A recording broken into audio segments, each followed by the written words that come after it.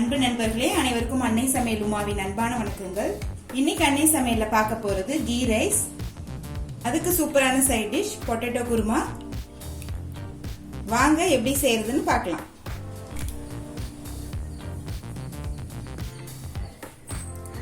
குக்கர்ல தேவையான அளவு நெய்.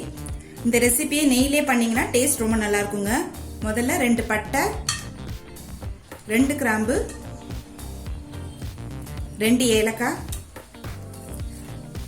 1 பிரியாணி இலை, 1 அன்னாசி முக்கு.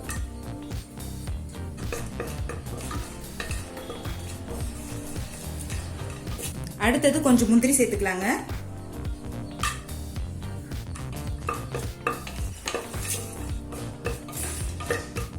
முந்திரி நல்லா கலர் மாறுற வரைக்கும் வறுத்துக்கலாங்க. அடுத்தது ஒரு வெங்காயம் சேர்த்துக்கலாங்க. வெங்காயத்தை நீளமா போடுங்க.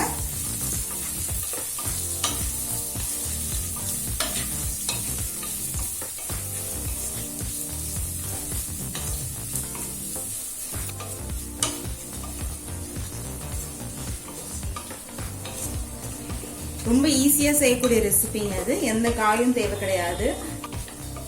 காலையில ஏஞ்சு கடகடன் பண்ணிடலாம். இப்ப அடுத்தது 1 டீஸ்பூன் இஞ்சி பூண்டு விழுது சேர்த்துக்கலாம்.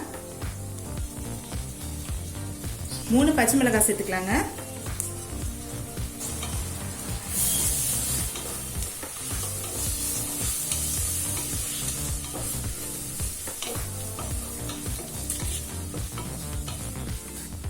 தேவையான அளவு உப்பு.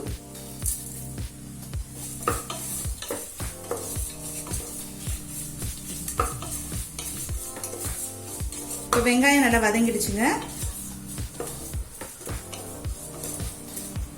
இப்போ அடுத்தது தண்ணி சேர்த்துக்கலாம்.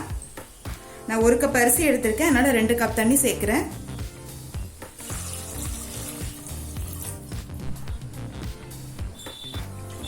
நல்லா மிக்ஸ் பண்ணி விட்டுருங்க.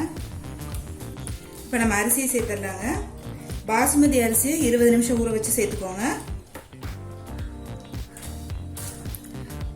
கீ ரைஸ்க்கு பாசுமதி அரிசி யூஸ் பண்ணீங்கன்னா டேஸ்ட் ரொம்ப நல்லா இருக்குங்க.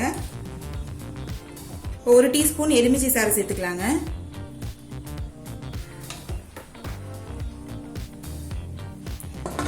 இப்போ மூடி போட்டு குக்கர்ல இருந்து 2 விசில் வந்தோடனே இறக்கி வச்சிடலாங்க.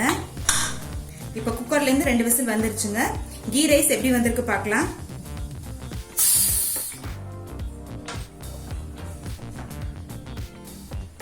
குக்கரை திறந்தோடனே சூப்பரான வாசனை வருதுங்க. இப்போ கொஞ்சமா நெய் சேர்த்துக்கலாம். ஏற்கனவே நெய்யிலே பண்ணியிருந்தா கூட திருப்பி நெய் சேர்த்தீங்கன்னா வாசனை ரொம்ப நல்லா இருக்கும். கொஞ்சம் கொத்தமல்லி சேர்த்துக்கலாம். இப்போ மெதுவா கிளறிடலாங்க.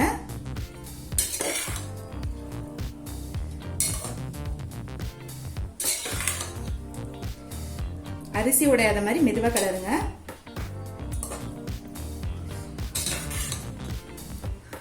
இப்போ கீ ரைஸ் ரெடி ஆயிடுச்சுங்க.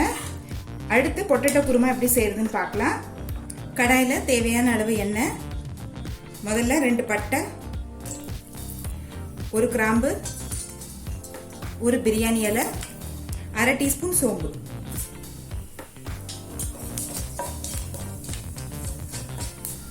அடுத்தது பொடியா நறுக்குன 2 பெரிய வெங்காயம் சேர்த்துக்கலாங்க.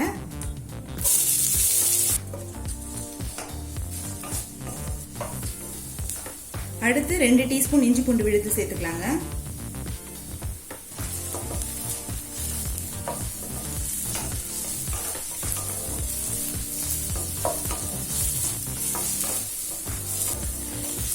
இப்போ வெங்காயம் நல்லா வதங்கிடுச்சுங்க. அடுத்தது ஒரு தக்காளி சேர்த்துக்கலாம்.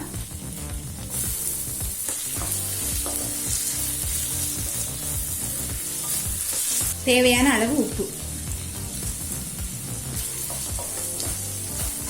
இப்போ தக்காளி நல்லா வதங்கிடுச்சுங்க. இப்போ கொஞ்சம் மஞ்சள் தூள், 1/2 டீஸ்பூன் மிளகாய் தூள்,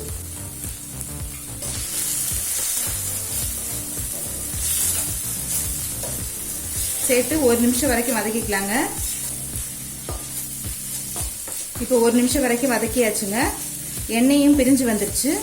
இப்போ 2 கப் தண்ணி சேர்த்துக்கலாங்க.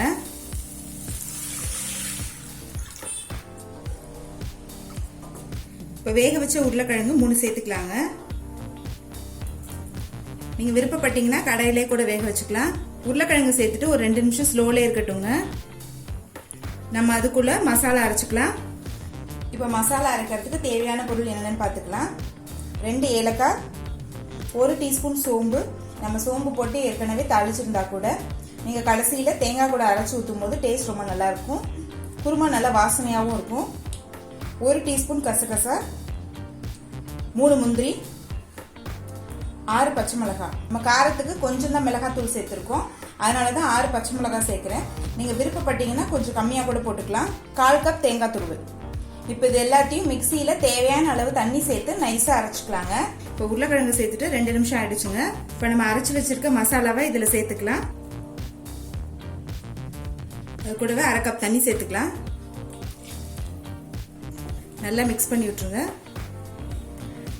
இந்த குருமா கீ ரைஸ்க்கு மட்டும் இல்லைங்க, இட்லி, தோசை, சப்பாத்தி, பூரி எல்லாத்துக்குமே நல்லா இருக்கும். ஒரு 5 நிமிஷம் ஸ்லோலே இருக்கட்டும். 5 நிமிஷம் கழிச்சு பார்த்தீங்கன்னா உருளைக்கிழங்கு குருமா நல்லா திக்காயிடுச்சு. இப்போ கொஞ்சமாக கொத்தமல்லி சேர்த்துக்கலாம். ஸ்டவ் ஆஃப் பண்ணிட்டு 1 டீஸ்பூன் எலுமிச்சை சாறு சேர்த்துக்கலாங்க. இப்போ பொட்டேட்டோ குருமா ரெடி ஆயிடுச்சுங்க. இதை கீ ரைஸோட சர்வ் பண்ணிடலாம். இப்போ சுவையான கீ ரைஸ் ரெடி ஆயிடுச்சுங்க. அதுக்கு சூப்பரான சைட் டிஷ் பொட்டேட்டோ குருமாவும் ரெடி ஆயிடுச்சு. கீ ரைஸையும் பொட்டேட்டோ குருமாவையும் ட்ரை பண்ணி பாருங்க, கண்டிப்பா உங்களுக்கே பிடிக்கும். ரெசிபி பிடிச்சிருந்ததுன்னா வீடியோவை லைக் பண்ணுங்க, கமெண்ட் பண்ணுங்க, ஷேர் பண்ணுங்க. இது வரைக்கும் அன்னை சமையல் சேனலை சப்ஸ்கிரைப் பண்ணலன்னா சப்ஸ்கிரைப் பண்ணுங்க. தேங்க்யூ.